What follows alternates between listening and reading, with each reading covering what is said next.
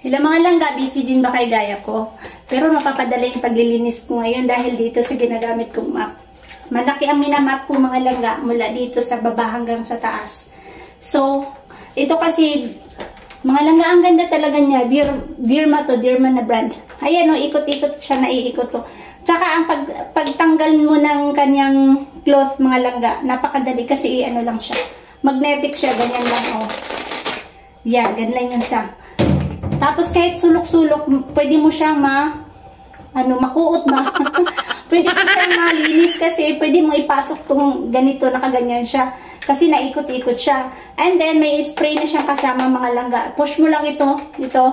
Push mo lang ganyan-ganyan. Tapos, ang paglagay naman dito ng pang-spray mo, tanggalin mo lang siya, ayan. Tapos, mag-refill ka na dito. Ayan. Papakita ko sa inyo ngayon. Ayan na mga langga. Saan na ba yun? Na-refill ko na siya.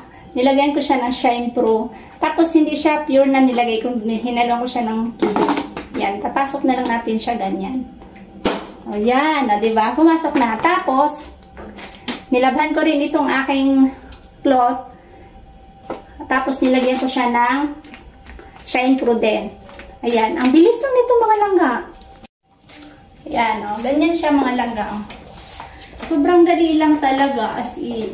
O, pa-spray-spray ka na lang, ganun. Ching, o. Tapos, tulad ng ganyan. Di ba, nasa ano na siya? Masikip na siya, hindi na siya ganyan. Pwedeng ganyan. So, pwede natin ipasok mga langga, o, di ba? O, laro-laro na lang. Ganun. Tapos, exercise ka rin siya, ha? O, ching, ching, ching, ching, ching, ching, ching, ching, ching. O, di ba? Ganda talaga, as in. Maganda pa sa akin. Wow! Oh, di ba ang bilis ng paglilinis? Ganon! Tush! Di ba naka-inlove? Tagal na ito mga langga, pero bagong-bago pa rin ang dating niya. Aesthetic na aesthetic kasi puti, di ba?